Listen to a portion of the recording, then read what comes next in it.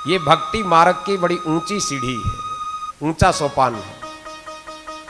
हम सब इस जगत में उलझे रहते हैं, मैं और मेरेपन का मान हमारे जीवन में बना रहता है। मैं ये हूं, मैं वो हूं, मैं नर हूं, मैं नारी हूं, मेरा ये कुल है, मेरा ये गोत्र है, मेरा ये नाम है, मेरी ये संपत्ति है, मेरे ये बेटे बेटी हैं, मेरे पास इतना धन है।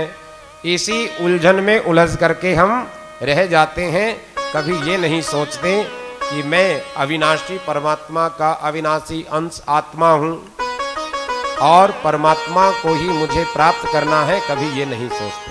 हाँ, यदि प्रभु कृपा से ऐसा भाव किसी जीव में आ जाए तो उसी को गोपी भाव कहा जाता है। प्रेम से कहो श्री राधे। श्री राधे। तो इस प्रकार का दिव्य भाव उन गोपियों का है, बड़ी ऊंची स्थिति उनकी है, बहुत ऊंची स्थिति। एक भाव और कहा, पूज्य डोंगरे जी महाराज अपनी कथाओं में कहा करते थे कि देखो गोपी क्या है। जब ये सारी की सारी हमारी इंद्रियां, जितनी भी हमारी इंद्रियां हैं, आंख, नाक, कान, जो भी हमारी ये 5 ज्ञानेंद्रियां या 5 कर्मेंद्रियां और 11वां मन, ये सारी की सारी भक्ति करें, भक्ति में रमण करने लगें और भक्ति में रमण करते करते ये सब के सब शुद्ध हो जाएं, तो उसी भाव को गोपी भाव कहा गया है। तो गोपियों का भाव एक ही है, कृष्ण दर्श, कृष्ण दर्श। हम बार बार कृष्ण का दर्शन करें, कृष्ण की ही पुकार को सुने, तो वो गोपियां अपने सभी काम काज छोड़ करके, जो जो जिस जिस काम में लगी हुई थी, उस काम को छोड़ करके पहुंच गई यमुना के तीर, जहां कन्हैया बंसी बजा रहे थे। अब सब सोचेंगे कि ये भी कोई बात हुई, अपना अपना काम छोड़ करके कहीं जाना कोई अच्छी बात थोड़ी है। जो भी घर के कामकाज हैं उनको छोड़ करके कहीं चले जाना कोई बहुत बढ़िया बात थोड़ी है। लेकिन ऐसा कहते हैं कि गोपियों का तन तो वहीं था, लेकिन वो अपने मन से प्रभु के पास चले गई। हम मानसिक पूजा, मैं मानसिक पूजा की बात हम अपनी व्यासपीठ से बताया करते हैं। भाई शरीर से हम कहीं जा पाए ना जा पाए कोई बात नहीं, शरीर से कोई बहुत बड़े बड़े अनुष्ठान करें ना करें कोई बात नहीं, लेकिन जो हमारा मन है, मन को तो भगवान में रमा करके रखें।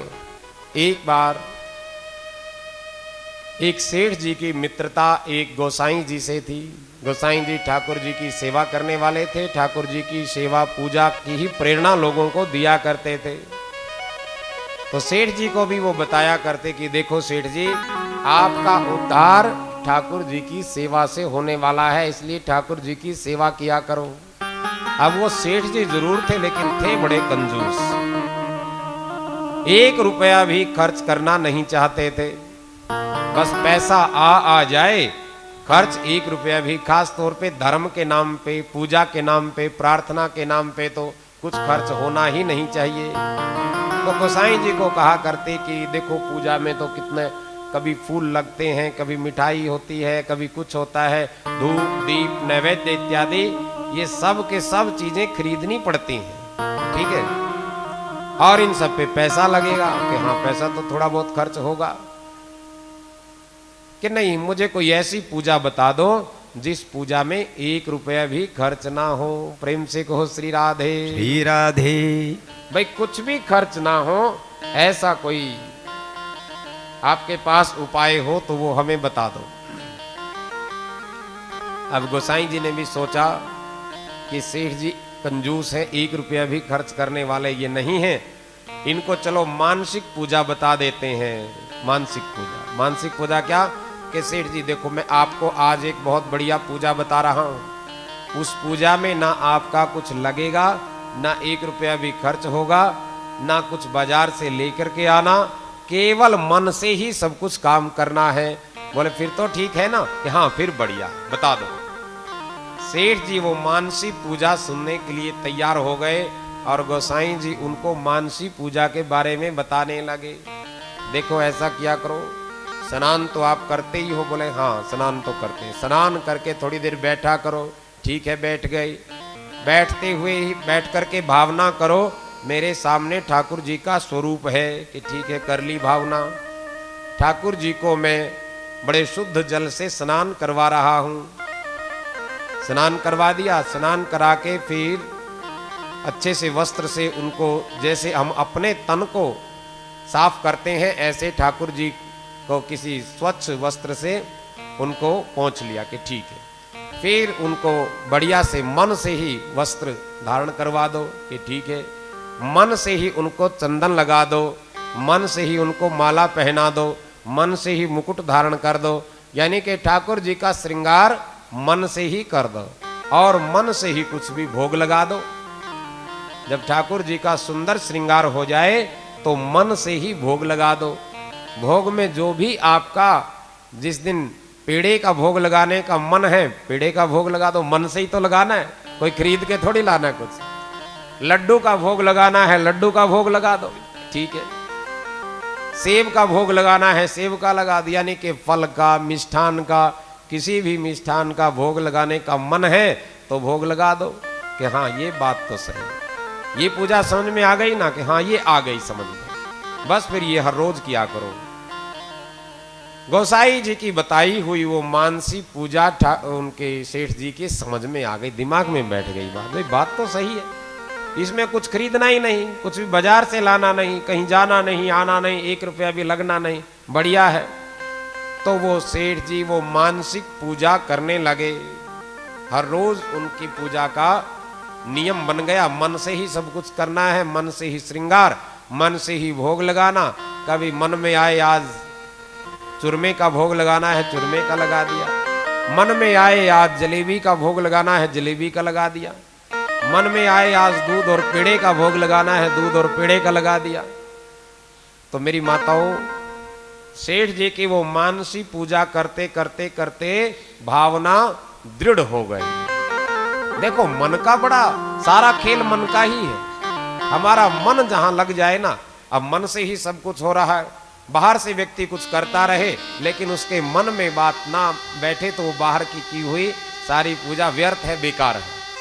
तो मन से वो पूजा की हुई उनकी इतनी दृढ़ हो गई। एक तो पहली बात क्या हुई, उनका नियम बन गया।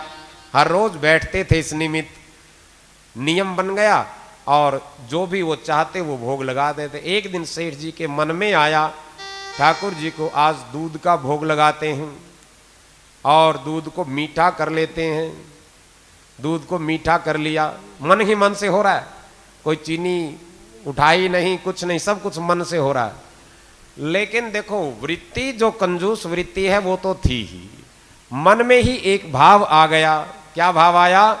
आज तो दूध में चीनी ज्यादा पड़ गई, दूध में चीनी ज्यादा हो गई, इतनी हर रोज मैं चीनी ठाकुर जी को पिलाऊंगा, मेरी तो चीनी की बोरी बहुत जल्दी समाप्त हो जाएगी। घर वाले क्या करेंगे, इतना महंगाई का जमाना है।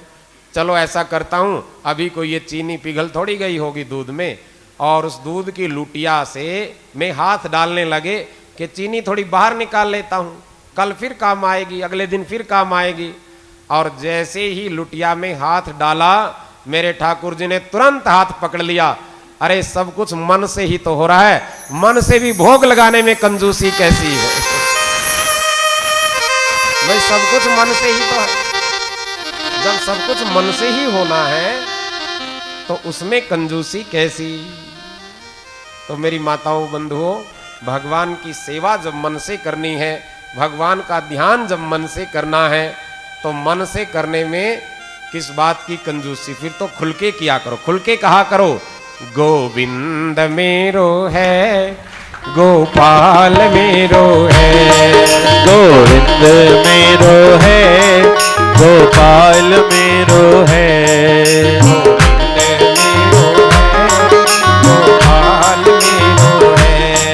गोविंद मेरो है, गोपाल मेरो है, श्री बांके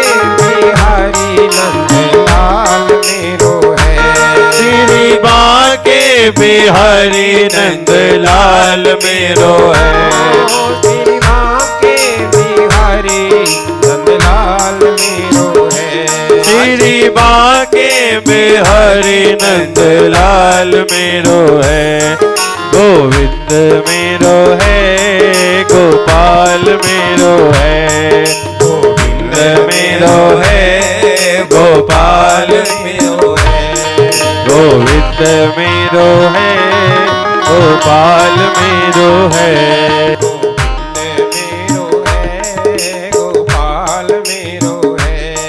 गोविंद मेरो है, गोपाल मेरो है,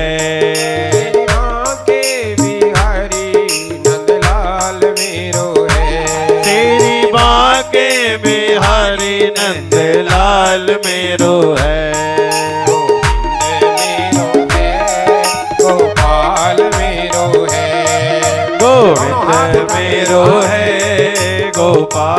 मेरो है,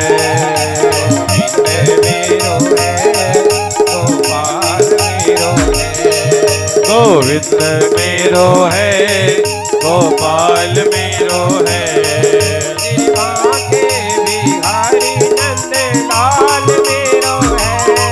तेरी माँ के बिहारी नंदलाल मेरो है, हरि बोल, तेरी माँ के बिहारी नंदलाल मेरो है,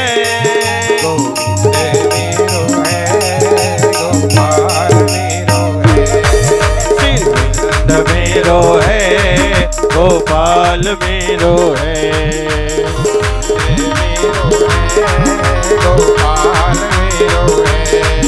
गोविंद मेरो है, गोपाल मेरो है,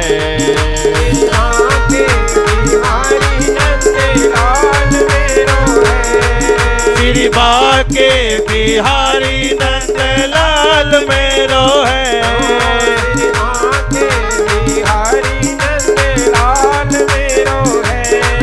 श्री माँ के बिहारी नंदलाल मेरो है,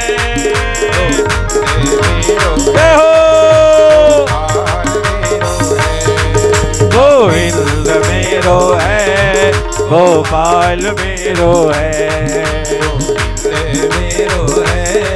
गोपाल मेरो है।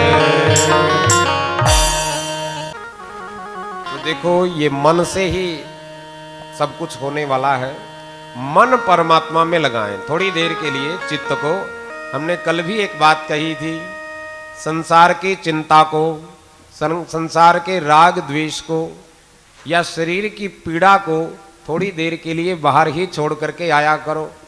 कथा में जब बैठो तो बिल्कुल ऐसे बैठो कि आनंद की कथा है, मेरे प्रभु की कथा है और मेरे प्रभु से मिलन का ही यहाँ ये दिव्य आयोजन हो रहा है। ये किसी व्यक्ति की कथा नहीं, किसी व्यक्ति विशेष का गुणगान नहीं गाया जा रहा। मैं कौन हूँ, मैंने क्या कर दिया, मैंने क्या करना है। आम तौर पे कथाओं में व्यक्ति अपनी भी गाथा गाया करता है, तो यहाँ अपनी कोई गाथा नहीं, गाथा है तो केवल मेरे बांके बिहारी की गाथा है बस, और वो आनंद की कथा है। उस आनंद सरोवर में डुबकी लगाया करो। आनंद सरोवर में डुबकी, माना कि संसार में बहुत सारे संताप हैं, त्रिताप इस जगत में हैं, और तापत्रय विनाशाय कहा गया है भगवान श्री कृष्ण को। भागवत जी का जो प्रथम श्लोक है उसकी व्याख्या जब आपने सुनी, यदि ध्यान हो तो उसमें यही कहा गया था, तापत्रय विनाशाय श्री कृष्णाय वयम नमः। भगवान त्रिताप के नशावन हैं, त्रिताप को नाश करने वाले हैं, तो ऐसे प्रभु की ये मंगलमयी दिव्य कथा है। तो गोपी अर्थात भक्ति की बहुत ऊंची स्थिति। गोपी जिसके सभी इंद्रियों से भगवान की भक्ति होती हो। गोपी एक ऐसा अंतःकरण जिस अंतःकरण में केवल पवित्रता ही पवित्रता है, कोई विकार नहीं है, ऐसी स्थिति। तो गोपियों की स्थिति बहुत दिव्य है। इस भक्ति मार्ग की प्रथम आचार्य उनको कहा गया। तो ऐसे उस दिव्य रास में आप लोग प्रवेश कर रहे हो। तो भगवान का वंशीनाद सुन करके गोपियां पहुंच गई यमुना के किनारे। जो जो जिस जिस काम में लगी हुई थी उस काम को छोड़ करके गई।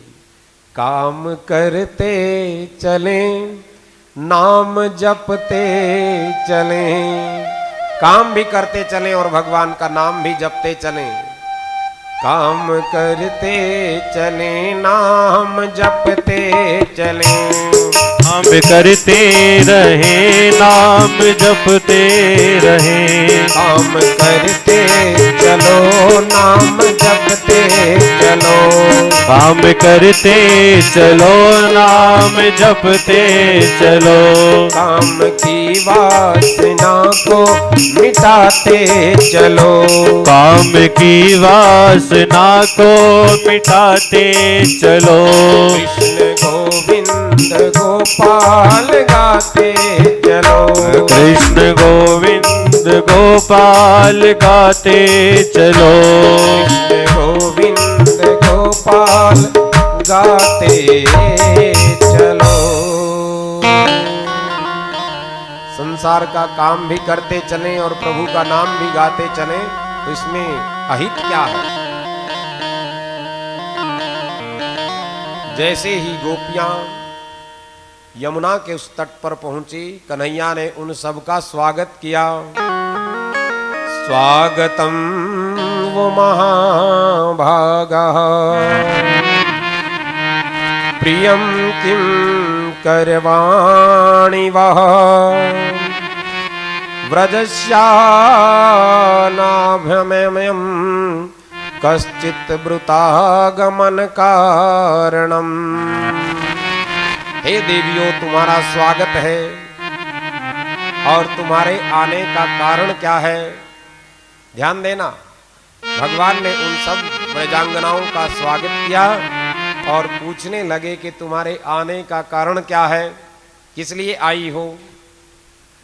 अब ठीक ऐसा ही हुआ जैसे कोई हमें कार्ड दे, शादी का कार्ड, उस पर डेट लिखी हुई है, लंच का टाइम लिखा हुआ है या डिनर का टाइम लिखा हुआ है, स्थान लिखा हुआ है कहाँ पहुँचना है, और वहाँ हम पहुँच जाएं, पहुँचें तो जिसने कार्ड दिया है वो भी वहाँ खड़ा हो, और जब वो मिले स्वागत करे और स्वागत करते हुए पूछने लगे आने वालों से, कहिए किस लिए यहाँ आना हुआ, कहिए कैसे आए हो। ठीक वही बात ये हो गई, भाई कैसे यहाँ आना हुआ। बुलाने वाला ये कहे कि कहो कैसे आना हुआ, तो फिर जाने वाले पर क्या बीतेगी। अरे आपने ही तो कार्ड दिया था, आपने ही तो बुलाया है, आपके बुलावे पर ही तो आए हैं। तो ऐसा ही गोपियों के साथ हुआ। गोपियों ने भी कहा कि गोविंद, हम आपके निमंत्रण पर ही तो आई है, आपने ही तो हमें नाम ले ले करके पुकारा है। एक एक एक एक को नाम ले, आप बंसी की नाद में आपका नाम हमने, हमारा नाम हमने सुना है। हमने सुना है कि आप हमको बुला रहे हो, पुकार रहे हो, और आपने बुलाया है, इसलिए हम तो यहाँ चली आई है। भगवान साधक की परीक्षा लेना चाहते हैं। पहली बात तो घर के कामकाज छोड़ करके, संसार के कामकाज छोड़ करके, या संसार के ये बंधन छोड़ करके, कभी धन का मान, कभी बेटे बेटी संतान का मान, कभी कुटुंब कबीले का मान, इसी में ही व्यक्ति फंसा रहता है। वो भगवान की ओर जाता ही नहीं, और कभी चला भी जाए, भगवान की कृपा हो भी जाए, चला जाए, तो फिर भगवान उसको थोड़ा संसार का प्रलोभन दे करके वापस जगत में ही भेजना चाहते हैं। तो भगवान यहाँ गोपियों को कह रहे हैं, क्या कह रहे हैं कि देखो, तुम शरद पूर्णिमा की इस पावन रात्रि में यहाँ आई हो, और यमुना का ये पावन तट है, दिव्य यहाँ वातावरण है, शरद पूर्णिमा का चंद्रमा अपनी छटा बिखेर रहा है, बड़ा ही दिव्य प्राकृतिक वातावरण ये बना हुआ है, इसका दर्शन करने आई हो। दर्शन कर लिया तो जाओ अपने घर चली जाओ। प्रेम से कहो श्री राम। अपने घर चली जाओ। और दूसरी बात, चलो मान लो कि तुम अपने पतियों से झगड़ा करके आई हो। पति तो परमेश्वर ही होता है, पति पत्नी में क्या झगड़ा, क्या लड़ाई झगड़ा, कोई बात नहीं, नाराजगी होती रहती है, कोई बात नहीं, जाओ अपने घर चली जाओ। क्योंकि स्त्री के लिए उसका पति ही सर्वस्व होता है, ऐसी प्रेरणा भगवान ने दी। और तीसरी बात एक और कही कि अच्छा मुझसे मिलने के लिए यहाँ आई हो तो अब मिल लिए हो और जाओ अपने घर चले जाओ। अब जो ये तीनों बातें कही हैं, तीनों की तीनों बातें बड़ी नीति की बातें हैं। हर कोई कहेगा कि हाँ बिल्कुल ठीक कहा है प्रभु ने, कुछ भी इसमें अनुचित नहीं है। लेकिन गोपियों की ये बात समझ में नहीं आई, उनकी आंखों से अश्रुधार बहने लगे। ध्यान देना इस प्रसंग पर माताओं बंधुओं, ये है कृष्ण से मिलने की लालसा। यानी कि ये जीव संसार से किसी ना किसी प्रकार से थोड़ा बहुत समय निकाल करके यदि भक्ति के मार्ग पर चले भी तो भगवान उसको प्रलोभन देकर के वापस जगत में ही भेजना चाहते हैं। किसी को धन दे देते हैं, किसी को कोठी कार बंगला दे देते हैं, किसी को कोई पद दे देते हैं और हम सब उनमें फिर मस्त होकर के फिर भगवान को भूल जाते हैं। लेकिन गोपियों का भाव बड़ा दृढ़ भाव। नाथ, हम संसार की वासना को, संसार की तृष्णा को छोड़ करके आपसे मिलने के लिए आई हैं और हमें आप वापस जगत में भेज रहे हो। हमको अपना लीजिए, हमें ठुकराइए मत। हे नाथ, हम आपकी ही हैं। अंतर्निहते भगवती सहसैव व्रजांगना। तो जब भगवान ने उनकी परीक्षा ले ली, कोई जाने के लिए तैयार नहीं हुई, तो फिर भगवान उनके साथ नृत्य करने लगे। यानी कि सबके साथ नृत्य करने लगे। ऐसा दिव्य नृत्य वहां चल रहा है, ऐसा दिव्य रास वहां हुआ। चित्तम सुखी न भवात प्रहृदम गृहेषु यान्ति विचलयुत करावपै गृहाकृत्य। दिव्य रास तो यानी कि कृष्ण वैसे तो एक ही है, लेकिन अनेकों रूप कन्हैया ने अपने वहां बना। ऐसा दिव्य रूप बनाया कि एक कन्हैया अनेकों रूप में हो गया। एकम सद विपरा बहुधा वदंती। और बड़ी तेज गति के साथ ऐसे नृत्य हो रहा है जैसे बिजली चमकती हुई हो। उस गति के साथ वो नटखट वो कन्हैया वहां नृत्य करने लगा, दिव्य रास वहां होने लगा। तो गोपियों के मन में उसमें भाव आया। क्या भाव आया? देखो कि कन्हैया केवल मेरे ही हैं, ये मेरी ओर आकर्षित हैं। अपने स्वमोहिनी माया भगवान की यहाँ हुई और स्वमोहिनी माया के कारण गोपियों को ये मान हो गया, अभिमान आ गया उनके लिए। देखो कभी कभी व्यक्ति के जीवन में पुण्य कार्यों का भी अभिमान आ जाता है। प्रेम से कहो श्री राधे। श्री राधे। पुण्य कार्यों का अभिमान आ जाता है कि मैं बहुत पुण्यात्मा हूँ, बहुत धर्मात्मा हूँ। ऐसा मान उनके मन में इस समय आ गया। और देखो रास का पावन प्रसंग चल रहा है, हमारे ध्यान आया ये कैसा दिव्य रास यहाँ हो रहा है। एक गीत की पंक्तियों के माध्यम से सुनेंगे।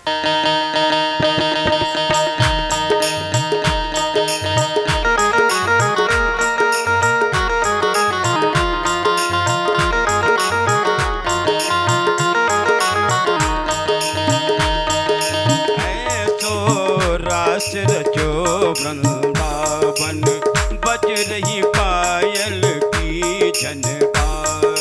ऐसो रास रचो वृंदावन बज रही पायल की झनकार। पायल की झनकार बज रही पायल की झनकार। ओ पायल की झनकार बज रही पायल की झनकार। ऐसो रास रचो वृंदावन बज रही पायल की झनकार।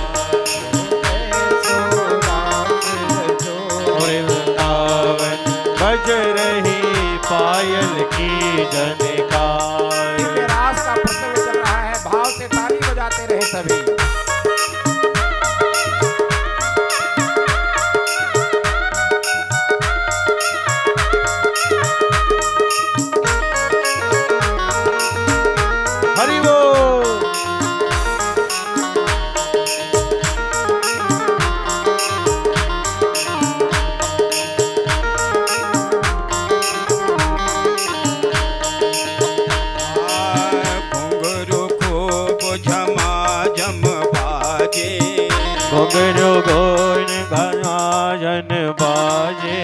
भजन बिछुआ बहुत बाजे।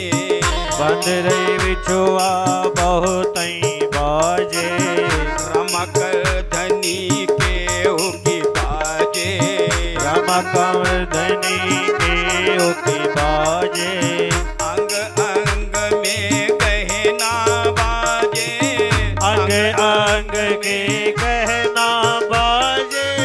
अंग अंग में गहना बाजे। चूड़ियन की झनकार ऐसो रास रचो वृंदावन बज रही पायल की झनकार। ऐसो रास रचो वृंदावन बज रही पायल की झनकार। हरि बोल।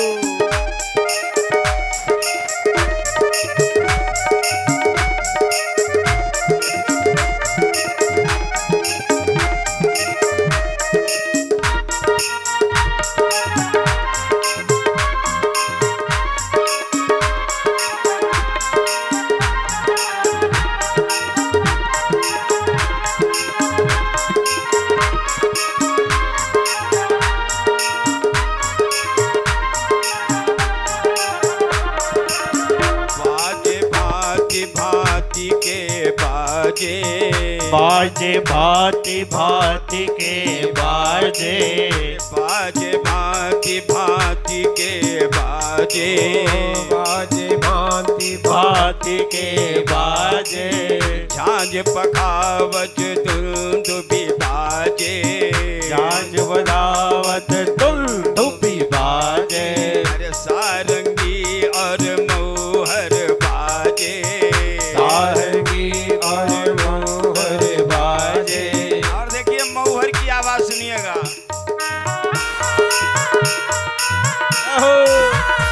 बोलिए रास बिहारी लाल की।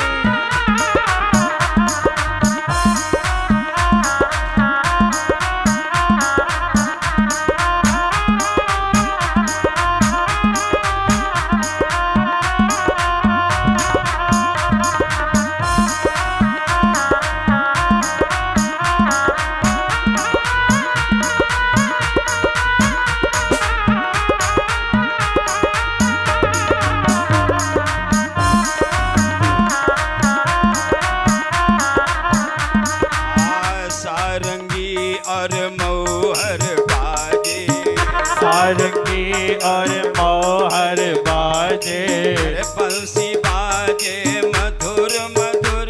हाँ बंसी बाजे मधुर मधुर। बाजे बीड़ा के तो रास रचो मधुबन बज रही पायल की झनकार। ऐसो रास रचो वृंदावन बज रही पायल की झनकार। पायल की झनकार बज रही पायल की झनकार। ओ पायल की झनकार बज रही पायल की झनकार। ऐसो रास रचो वृंदावन बज रही पायल की झनकार। ऐसो रास रचो वृंदावन बज रही पायल की झनकार। ऐसो रास रचो वृंदावन बज रही पायल की झनकार। ऐसो रास रचो वृंदावन बज रही पायल की झनकार। बोली रास बिहारी लाल की जय हो। जब ये दिव्य रास हो रहा है तो उस दिव्य रास के मध्य गोपियों के मन में ये सौभाग्य मद जागृत हो गया। ध्यान देना, मद कई प्रकार के होते हैं। कभी जीवन में किसी के धन का मद आ जाता है, मैं बड़ा धनवान हूं, और उस मद के कारण वो अनेकों प्रकार के उचित अनुचित कार्य करता रहता है, मद करवाता है ऐसे। किसी में मद यौवन का आ जाता है, किसी में मद पद का आ जाता है, ये तो मद चलो है ही है, एक मद और है सौभाग्य मद जिसको कहते हैं, यानी कि मैं भगवान का हूं, ये बहुत अच्छी बात है, ये भाव बहुत अच्छा है, लेकिन मेरे कारण भगवान मेरे हैं। ध्यान देना, मेरे रूप के कारण, मेरे ही कारण ये कन्हैया मेरी ओर आकर्षित हुए हैं, मैं बड़ी सौभाग्यशालिनी हूं। इस प्रकार का सौभाग्य मद गोपियों में जागृत हो गया, लेकिन भगवान उस सौभाग्य मद को भी चूर करना चाहते हैं। वो तो चाहते हैं कि जब ये जीव मेरी ओर आया है, मुझसे मिलने के लिए आया है, किसी भी प्रकार के विकार या मद इत्यादि से रहित होकर के आए। प्रभु तो ऐसा चाहते हैं। तो एक लीला भगवान ने की, क्या? उस दिव्य रास के मध्य से अचानक अंतर ध्यान हो गए। अचानक जैसे दिव्य रास चल रहा था, नाच गाना हो रहा था, और देखो गोविंद के सिवा और कोई पुरुष उसमें है भी नहीं। बाकी तो ये प्रकृति ही है सारी की सारी, पुरुष तो केवल नारायण ही है, और वही नारायण बांके बिहारी के रूप में यहाँ ये लीला कर रहे हैं। प्रकृति और पुरुष का सांख्य योग में वर्णन आता है ना, तो बाकी तो जगत सारा का सारा ये प्रकृति के ही रूप में है, पुरुष तो केवल एक ही है, और वो है मेरे बांके बिहारी। बोली श्री वृंदावन बिहारी लाल की जय हो।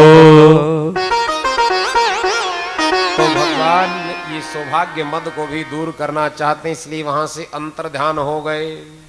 अंतर ध्यान हुए तो गोपियां उदास हो गई, देखने लगी कन्हैया कहाँ गए, कन्हैया कहाँ गए। एक दूसरी से पूछने लगी, क्या तुमने कन्हैया को देखा है? अरे सखी तुम ही बताओ कन्हैया कहाँ गए हैं। एक दूसरे से पूछ रही। अच्छा, जब किसी ने भी कन्हैया का पता नहीं बताया तो फिर वृक्षों से पूछने लगी। देखो भाव, ये कैसा दिव्य भाव है। वृक्षों से पूछ रही है, हे तरुवर तुम ही बताओ कन्हैया कहाँ गए हैं, क्योंकि जो तुम झुके हुए हो ना, ऐसा लगता है कि तुम गोविंद के चरणों में प्रणाम कर रहे हो, और तुम्हें तो जरूर पता होगा कि हमारे गोविंद कहाँ हैं, तुम ही बता दो। उन वृक्षों से पूछ रहे। धरती माता से पूछ रही हैं, हे पृथ्वी आप तो भगवान की प्रियतमा हो, हमें पता है आप भगवान के चरणों का स्पर्श पाकर ही इतना अधिक आनंदित हो रही हो, आपको तो जरूर कन्हैया का पता होगा, कन्हैया कहाँ गए हैं। यमुना से पूछ रही हैं, हे यमुना तुम तो कन्हैया की प्रियतमा हो, तुम्हें तो जरूर पता होगा कन्हैया कहाँ गए हैं। यानी कि प्रकृति की जो भी यहाँ, चाहे वो यमुना है, चाहे वृक्ष है, लता है, पृथ्वी है, उन सब से पूछा कन्हैया कहाँ गए, कन्हैया कहाँ गए, कन्हैया कहाँ गए। निराश होकर के बैठ गए। जब कहीं कन्हैया का कुछ पता नहीं चला तो निराश होकर के बैठ गए। निराश होकर के बैठ गई, और फिर एक स्वर एक पुकार में सबने सोचा कि आओ हम भगवान कन्हैया को पुकारते। अब भगवान की पुकार के सिवाय और उनके पास बचा भी क्या है। उनके तन मन प्राण सब कुछ गोविंद ही हैं। अब सबका एक जैसा ही भाव है। जो भी उनका वो मद था वो भी दूर हो गया, और एक भाव के साथ, एक लय के साथ, एक स्वर में सब कन्हैया को पुकारने लगी।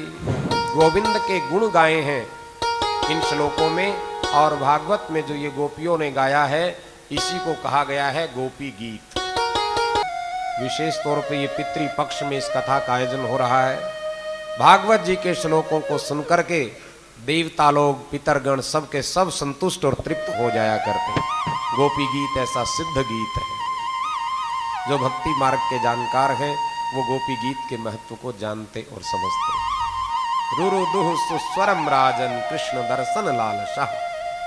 वो रुदन कर रही हैं, गाती हुई रुदन करने लगी।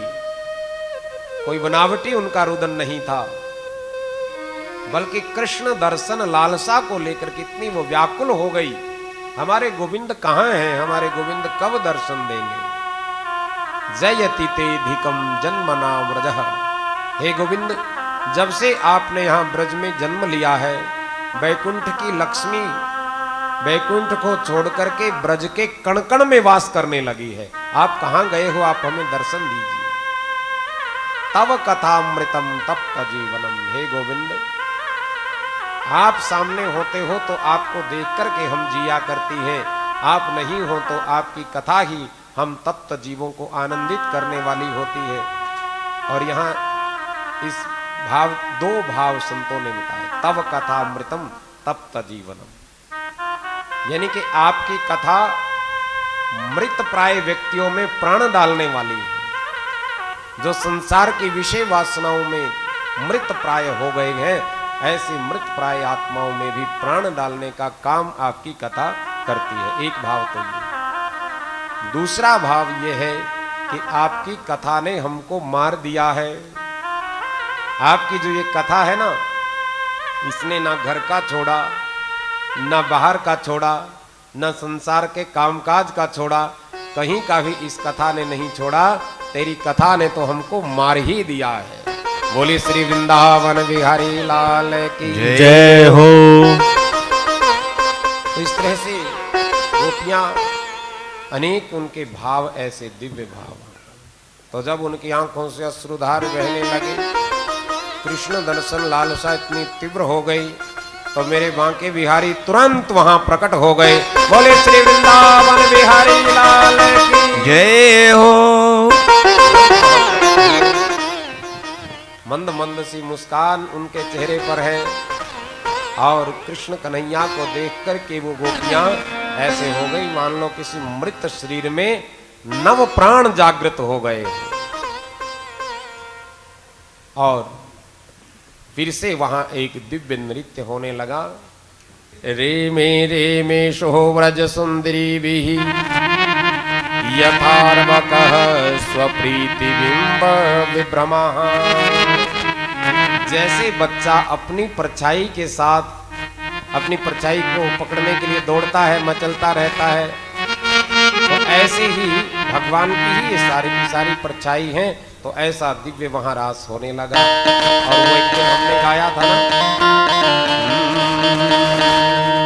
एक बहन जी कह रही थी कि रास लीला के समय जरूर इन पंक्तियों को फिर से गा देना। क्या कि मधुर रस बरस रहा। बोली श्री वृंदावन बिहारी लाल की जय हो।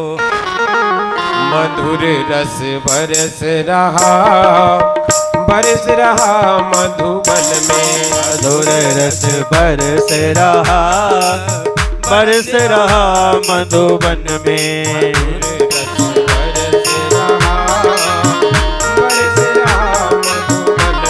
मधुर रस बरस रहा, बरस रहा मधुबन में।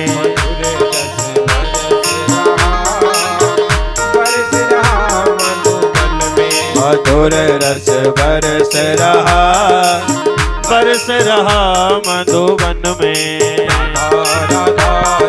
राधा राधा राधा राधा राधा राधा।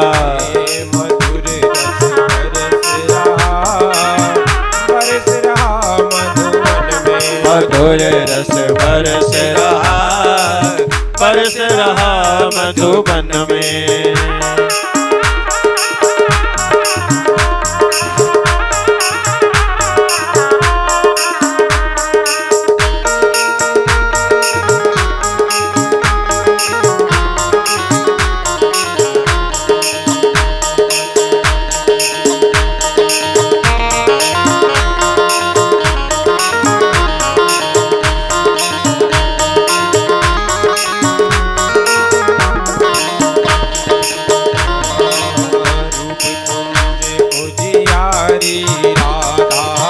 रूप कुंज उजियारी राधा।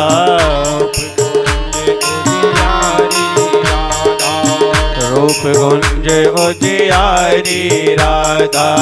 कीर्ति भानु दुलारी राधा। कीर्ति भानु दुलारी राधा। जीवन मूरी ब्रज रसिकन की प्रीति मोरी भज रसिकन की मोहन आनंद प्यारी राधा मोहन आनंद प्यारी राधा राधा राधा राधा राधा राधा राधा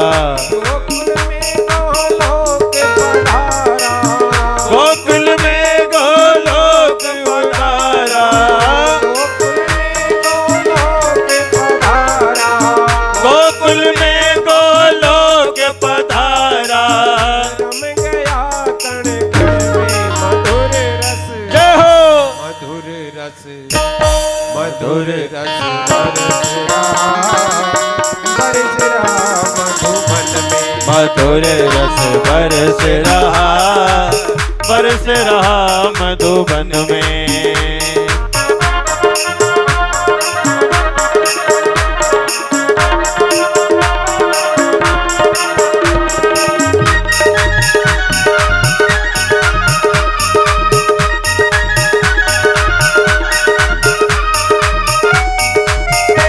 हरि बोल श्री राधे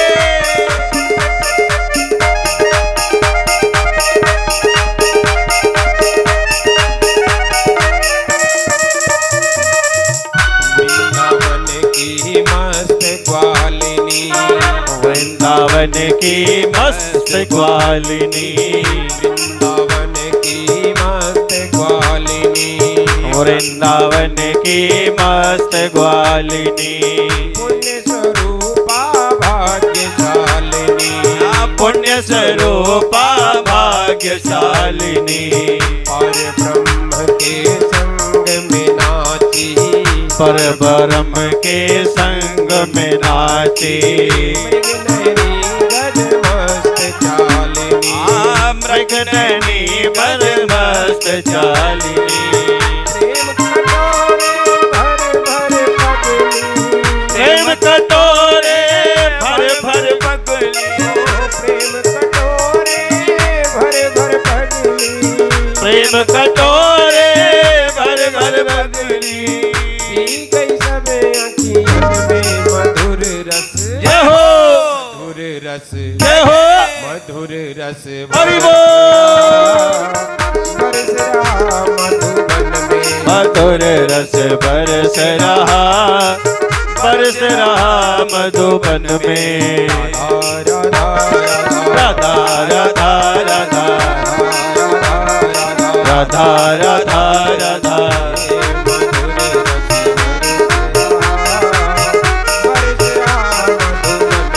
मधुर रस बरस रहा मधुबन में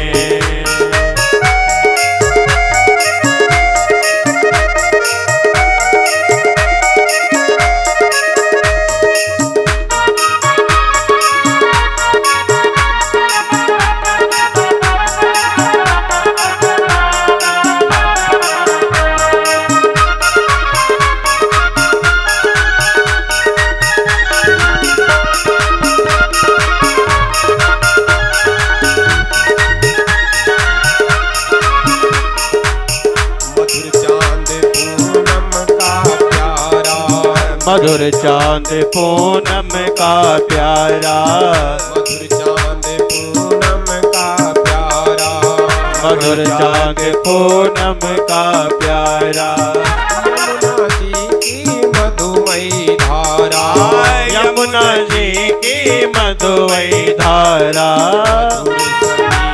मधुर ब्रज रज कण मधुर रज रज कण मधुर समीर मधुर ब्रज रज कण मधुर समीर मधुर ब्रज रज कण मधुर हृदय जहाँ श्याम समाने प्रभु हृदय जहाँ श्याम समावे मधुर हृदय जहाँ श्याम समाने मधुर हृदय जहाँ श्याम समावे रजरारी कजरारी अखियाँ मधुर रस राधा मधुर रस हरि हरि बोल।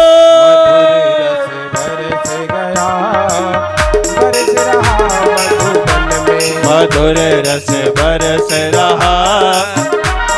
रहा मधुबन में।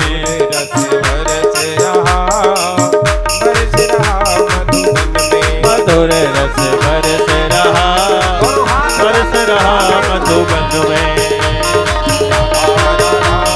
राधा राधा राधा राधा राधा राधा राधा राधा राधा राधा राधा राधा राधा राधा राधा राधा राधा राधा।